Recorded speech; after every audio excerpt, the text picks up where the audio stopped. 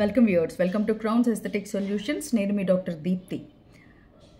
Last 2 weeks క్రితము మనం ఒక వీడియో చేసాం ఆదివాసీ హెయిర్ ఆయిల్ గురించి కదా.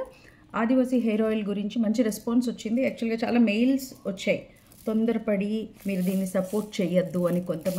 కొంతమంది సపోర్ట్ చేయాలి అంటూ.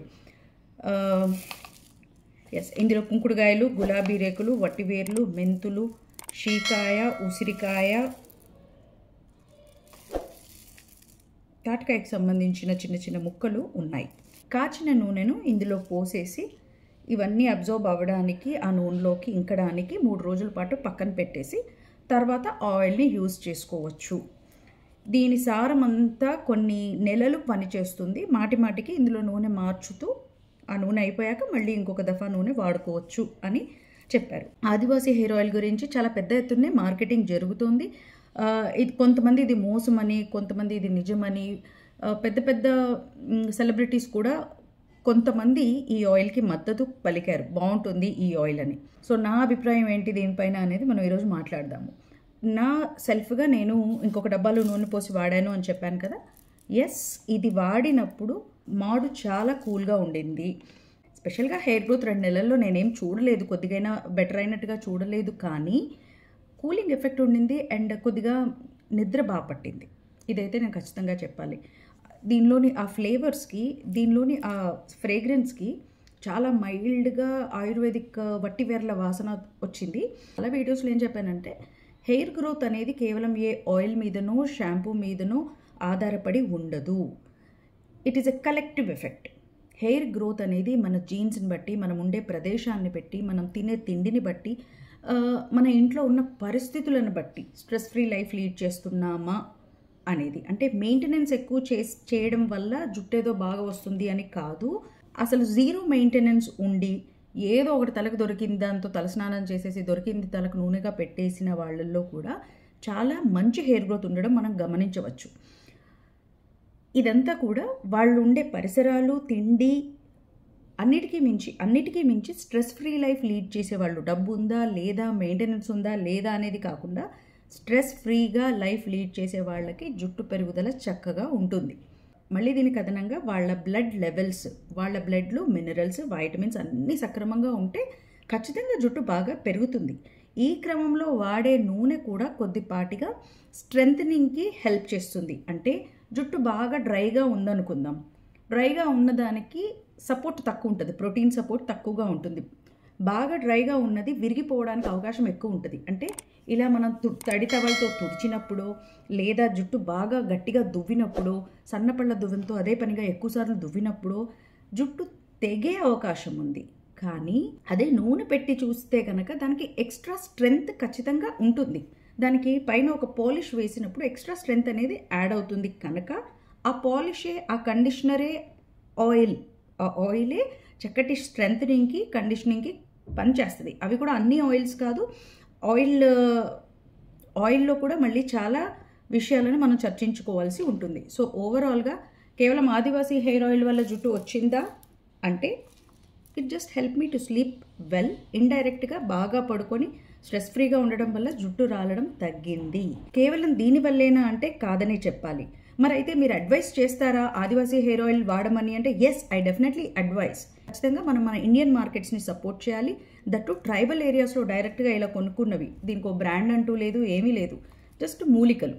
ఇవి కొద్దో గొప్ప మనం ట్రెడిషనల్గా మనం వాడే నూనెల్లో కూడా చాలా మన అమ్మమ్మలు అలాంటి వాళ్ళు ఇంట్లో తయారు చేసిన నూనెలకి ఇవి యాడ్ చేసేవాళ్ళు కనుక యూ కెన్ ట్రస్ట్.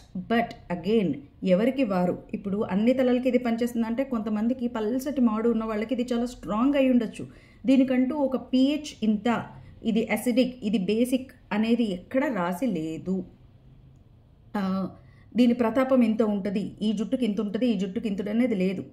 ఈ జుట్టుకి ఇంత ప్రభావం ఉంటుంది, ఈ జుట్టుకి ఇంత ప్రభావం ఉండదు, ఇలాంటి ఏమి పర్టికులర్గా సైంటిఫిక్ రీసెర్చ్ దీనిపైన లేదు కనుక ఎవరికి వారు ఇది ఎక్స్పెరిమెంట్ చేసుకోవడమే.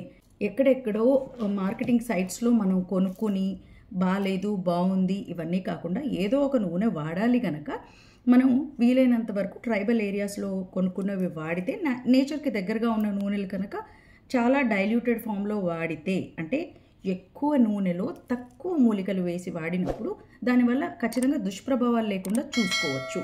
అలాగే కాన్సన్ట్రేషన్ అనేది కూడా చాలా ముఖ్యం. ఇది ఎవరికి వారు డిసైడ్ అవ్వాల్సి ఉంటుంది.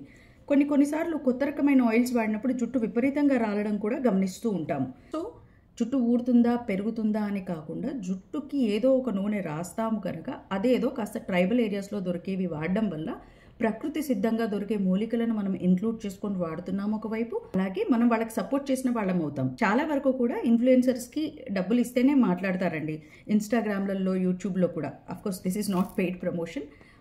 అలాగని మనకు ఎవరైనా డబ్బులు ఇచ్చినా మనం ఇలాంటివి మాట్లాడము. నా ఓన్ ఎక్స్పీరియన్సే నేను చెప్తున్నాను. సో చాలామంది ఏంటంటే influencers for sake of marketing వాళ్ళు డబ్బులు తీసుకుంటారు కనుక దాని గురించి మంచిగా మాట్లాడాలి కనుక మాట్లాడతారు. రివ్యూస్ అంటారా, రివ్యూస్ ఎవరైనా పెట్టచ్చు. రివ్యూస్ వాళ్ళే 4 మెయిల్ ఐడీలు క్రియేట్ చేసి కూడా పెట్టుకోవచ్చు. సో వెనకబడ్డ వర్గాలని మనం చేయూతనిచ్చి ముందుకు తీసుకెళ్ళాలి కనుక డెఫినెట్గా ట్రైబల్ ఏరియాస్కి వెళ్ళినప్పుడు, వ్యాలీస్కి, ఇలాంటి ప్లేసెస్కి వెళ్ళినప్పుడు ఇలాంటి ఆయిల్స్ని ఎంకరేజ్ చేద్దాం. కానీ జుట్టు పెరుగుతుంది దీనివల్లే అంటే మాత్రం నేనైతే దీనికి నో అనే చెప్తాను. చూసే పర్సెప్షన్ని బట్టి మీ ఏంటి ప్రయారిటీ, మీరు దేనికోసం ఈ నూనె వాడుతున్నారనే దాన్ని బట్టి ఒక కన్క్లూజన్ అనేది మనం చెప్పచ్చు. ఓవరాల్గా ఎనీ ఆయిల్ మనకి స్ట్రెంథనింగ్కి హెల్ప్ అవుతుంది. ఒక ఎక్స్ట్రా కోట్ దీనికి యాడ్ చేసినప్పుడు హైడ్రేషన్ ప్రొవైడ్ చేస్తుంది, మాయిశ్చరైజింగ్ ప్రొవైడ్ చేసి జుట్టు తెగకుండా ఇంకొక 2 రోజులు దాన్ని కాపాడుతుంది. ఫర్ ఎగ్జాంపుల్ చలికాలంలో చర్మానికి మనం ఏమీ మాయిశ్చరైజర్ కానీ నూనె కానీ పెట్టుకోకుండా చల్లటి చలిలో మన స్కిన్ని ఎక్స్పోజ్ చేస్తే పొడి బారిపోతుంది. పొడి బారిపోయి దురద రావడం స్టార్ట్ అవుతూ ఉంటుంది. మూతంతా పగిలిపోయినట్టుగా తెల్లగా పొడిబారిపోయి అసహ్యంగా కనబడుతుంది కనుక మనం ఆయిల్ రుద్దుతున్నాం. సో ఆ పొడిబారిపోయిన దాన్ని మీ పైన మనం వ్యాజిలినో ఆయిల్లో పెట్టినప్పుడు చక్కటి బ్యారియర్ లాగా యాక్ట్ చేసి బయట ఉన్న ఈ పొడి గాలి, వేడి గాలి, చల్లటి గాలి ఏదైనా సరే స్కిన్ని ఎఫెక్ట్ చేయకుండా ఒక బ్యారియర్ని, ఒక అడ్డుగోడని మనం ఈ నూనె లేదా వ్యాజిలిన్ ద్వారా అడ్డు పెడుతున్నట్టుగా ఈ ఆయిల్స్ కూడా మన హెయిర్కి అంతవరకే పనిచేస్తాయి. అయితే కొన్నిపాటి oils like rosemary essential oil, amla oil, bhringraj, jojoba oil అని ఒకటి ఉంటుంది, olive oil, coconut oil, tea tree oil, ఇలాంటివి చాలా బాగానే స్ట్రెంథనింగ్కి హెల్ప్ అవుతాయి. అలాగే దాంతో లైట్గా క్రమంగా మసాజ్ చేసినప్పుడు బ్లడ్ సర్క్యులేషన్ అనేది ప్రాపర్గా జరుగుతుంది. అలాగే హెయిర్ని మేనేజ్ చేయడం చాలా ఈజీ అవుతుంది. పొడి బారిపోయి పీచులాగా లేచిపోయిన హెయిర్ని మేనేజ్ చేయడం చాలా కష్టం. చిన్న గాలి వచ్చినా ఇలా రేగిపోయి అసహ్యంగా కనబడుతూ ఉంటుంది. అదే మనం కాస్త నరిష్ చేసిన ఆయిల్తో నరిష్ చేసిన హెయిర్ అయితే కొద్దిపాటిగా మనకి మేనేజబుల్గా తయారవుతుంది. అలాగే జుట్టు రాలడాన్ని అరికడుతుందా అంటే లేదు, తెగడాన్ని అరికడుతుంది. అది కూడా టెంపరీగా పెట్టిన 2 రోజులు మాత్రమే. వేడి గాలి నుంచి లేదా దుమ్ము ధూళి నుంచి మనకి అదొక ప్రొటెక్టివ్ లేయర్ లాగా అడ్డుపడుతుంది. డైరెక్ట్గా స్కాల్ప్ని అటాక్ చేయకుండా ఈ ఆయిల్ ఉన్న చోట ఆయిల్కి వచ్చి డస్ట్ పార్టికల్స్ కానీ పొల్యూషన్కి సంబంధించిన వేరే ఇతరత్ర గ్యాసెస్ కానీ అతుక్కోవడానికి ఆ ఆయిల్ లేయర్ పనిచేస్తుంది. డైరెక్ట్గా మన స్కాల్ప్నో హెయిర్నో అటాక్ చేయకుండా ఆయిల్ హెల్ప్ చేసి ఈ రకంగా కూడా స్ట్రెంథనింగ్కి హెల్ప్ అవుతుంది. సో ఇందాక మనం పైన చెప్పుకున్న oils, organ oil, olive oil, coconut oil, ఇలాంటి వాటి pH కూడా స్కాల్ప్స్కి, దాదాపు అన్ని రకాల స్కాల్ప్స్కి సూదినింగ్గానే ఉంటుంది కనుక వీటిని వాడవచ్చును. ఇంకోటండి, ఏదైనా స్కాల్ప్ని ఇరిటేట్ చేసేది లేదా కొద్దిపాటిగా స్కాల్ప్ని ఇరిటేట్ చేయగలిగిన ఏ ఆయిల్ అయినా సరే మనకి చాలా వరకు టెంపరీగా బ్లడ్ సర్క్యులేషన్ని ఇంప్రూవ్ చేస్తుంది, రిపేర్ని సాధించడంలో కొద్దిపాటిగా హెల్ప్ చేస్తుంది. మనకు అక్కడ ఇన్ఫ్లమేషను ఇంకేదైనా ఇరిటేషను జరిగినప్పుడు ఆయిల్స్ వల్లనే, లేదా రెగ్యులర్గా ఆనియన్స్ ఇలాంటివి పెడుతుంటారు కదా స్కాల్ప్కి, నాకు అది పెట్టినప్పుడు రిజల్ట్ వచ్చింది అంటుంటారు. ఇలాంటివి పెట్టినప్పుడు ఇరిటేట్ అవ్వబడిన స్కాల్ప్ కొద్దిపాటిగా చేంజెస్ని చూపిస్తుంది. ఈ చేంజెస్లో క్రమంగా టెంపరీగా ట్రిగర్ అయిన ఫాలికల్స్ టెంపరీగా కొద్దిపాటిగా హెయిర్ని చూపించడము జరిగింది. ఇరిటేట్ అయిన స్కాల్ప్ మళ్ళీ హీల్ అయ్యే టైంలో లోపల ఫైబ్రోబ్లాస్ట్, రిపేర్ సెల్స్ మన సిస్టంలో ఉండే ప్లేట్లెట్స్ ఇవన్నీ కూడా స్కాల్ప్ని హీల్ చేయబడ్డప్పుడు ఆ టైంలో అక్కడ బ్లడ్ యాక్టివిటీ ఎక్కువగా ఉండడాన, కొద్దిగా రిపేర్ యాక్టివిటీ ఎక్కువ ఉండడాన కొద్దిపాటిగా హెయిర్ రావడం సహజమే. కానీ ఇది కేవలం ఆయిల్ వల్ల జరిగిందా? లేదు, ఆ ఆయిల్ కాజ్ చేసిన ఇరిటేషన్ వల్ల. మరైతే ఆయిల్స్ పెట్టేద్దాం, ఇరిటేట్ చేసేద్దాం, స్కాల్ప్ని జుట్టు వస్తుంది కదా అంటే ఏ ఆయిల్ pH ఎంత ఉందో మన స్కాల్ప్కి అది మ్యాచ్ అవుతుందో లేదో, ఆ ఇరిటేషన్ ఏ మోతాదులో జరుగుతుందో మనకు తెలీదు. స్లైట్ ఇచ్చింగ్ లాంటి ఇరిటేషన్ అయితే ఓకే, అంతకంటే ఎక్కువై బర్న్స్ లాగా స్కాల్ప్ పైన అయిపోతే అప్పుడు ఏం చేస్తాము? సో ఏదైనా గుడ్డిగా నమ్మకండి, వాడకండి. ఏదో ఒక ఆయిల్ వాడాల్సిందే కనుక అదేదో కాస్త ట్రైబల్స్కి హెల్ప్ఫుల్గా ఉంటుంది కనుక అలాంటివి వాడదామని నా సలహా, అంతే. డాండ్రఫ్ ఉన్నప్పుడు పొరపాటున కూడా ఏ రకమైన ఆయిల్ అయినా, ఎంత పవర్ఫుల్ ఆయిల్ అయినా పెట్టకూడదు. అక్కడ ఫంగల్ ఇన్ఫెక్షన్ ఉన్నప్పుడే డాండ్రఫ్ అనేది మరింతగా పెరుగుతుంది. దానికి మనం నూనె, తేమ యాడ్ చేస్తే అక్కడ వర్స్ట్ కండిషన్ తయారయ్యి ఫంగల్ యాక్టివిటీ ఎక్కువ అవుతుంది. సో డాండ్రఫ్ ఉన్నప్పుడు పొరపాటున కూడా నూనె పెట్టకండి. బాగా డ్రై అండ్ డ్యామేజ్డ్గా ఉన్న హెయిర్కి నూనె పెట్టినప్పుడు అరే భలే పాలిషింగ్ ఎఫెక్ట్ ఉంది కదా, నల్లగా కనపడుతుంది జుట్టు పెట్టగానే అని అనిపిస్తుంది. సో అలాంటి వాటి మీద కాస్త బెనిఫిషియల్ ఎఫెక్ట్ లాగా ఆ కలర్ చింపిరిగా కనిపించకుండా ఉండడంలో హెల్ప్ చేస్తుంది, అంతవరకే. అలాగే మనం ఉంటున్న ఆయిల్ అనేది ఎంత బాగా పనిచేస్తుంది అన్నది మనం ఉంటున్న ప్రదేశాన్ని, మనం తినే ఫుడ్ని బట్టి కూడా ఉంటుంది. అయితే ఈ ఆదివాసీ హెయిర్ ఆయిల్ మీరు గమనించారా? ఆదివాసీ జనాలకి ఎందుకు పనిచేస్తుంది? సిటీలో ఉండే వాళ్ళకి ఎందుకు బట్టతలలు వస్తున్నాయి? ఆలోచించి చూడండి, ఆలోచించాల్సిన విషయం ఇది.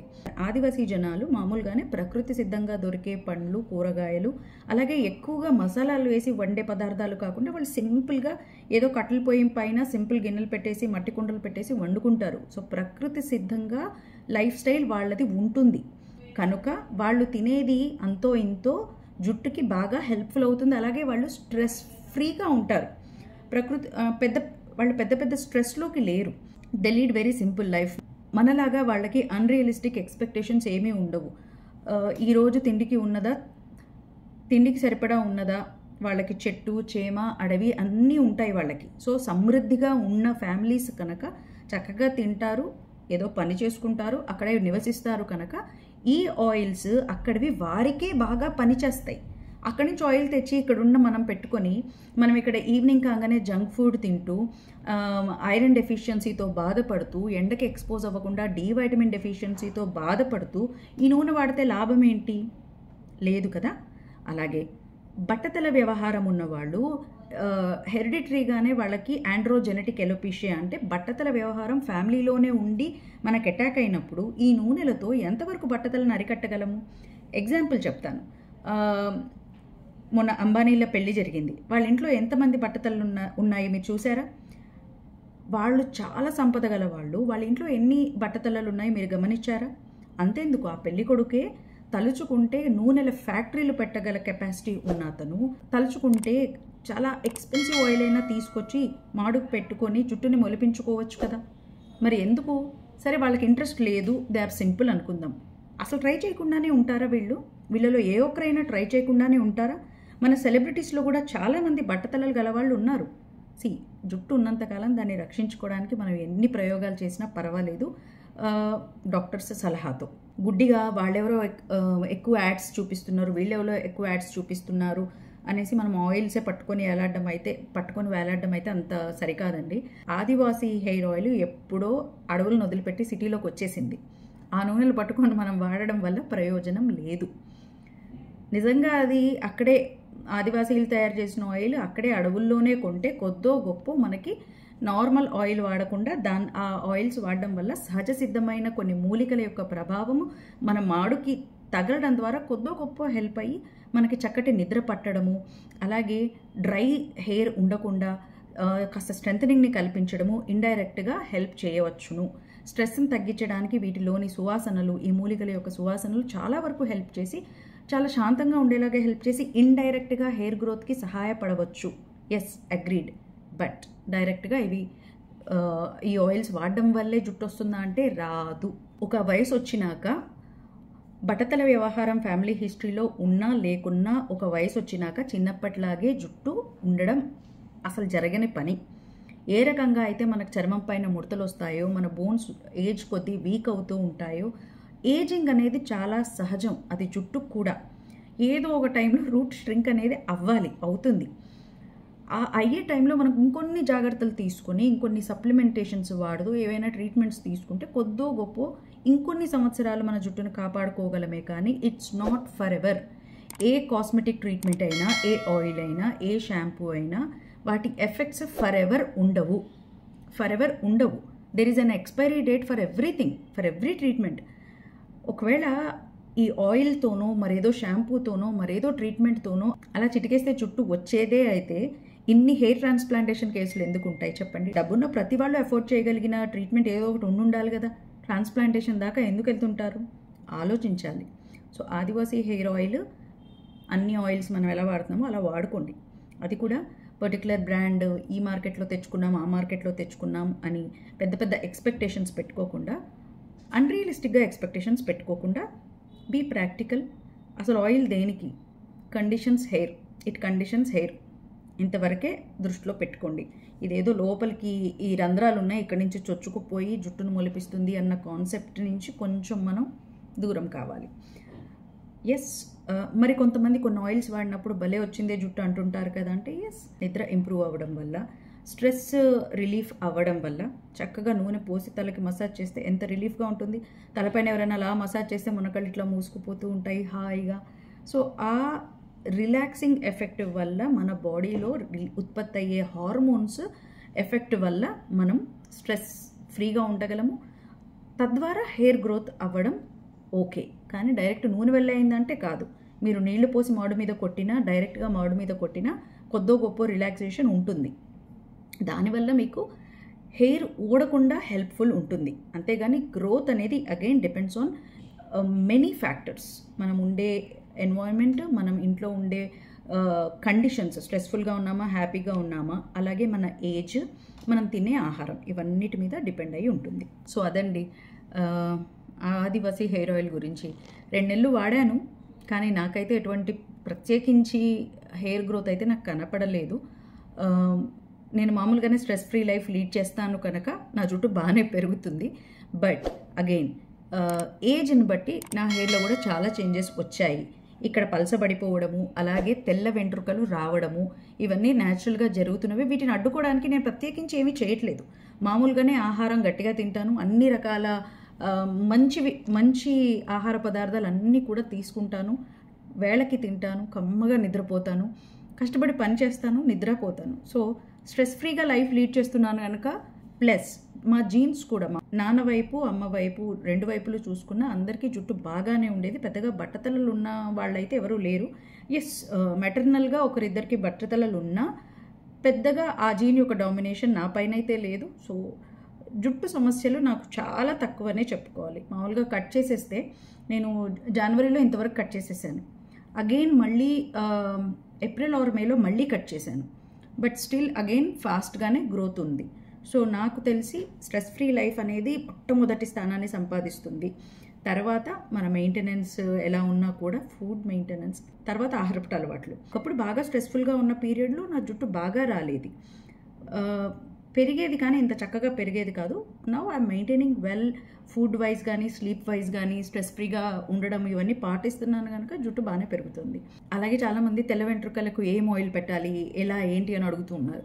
తెల్ల వెంట్రుకలు ఒకసారి వస్తే, ఒక 6 నెలలు సంవత్సరం దాటితే దాన్ని రివర్స్ చేయడం చాలా కష్టం.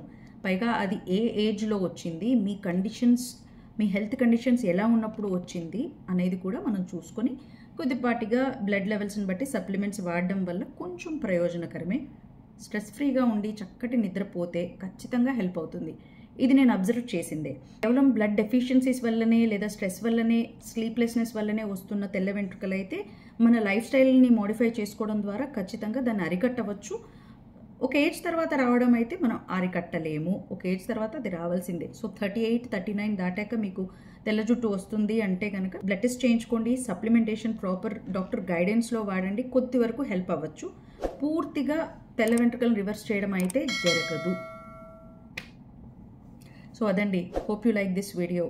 Thank you viewers.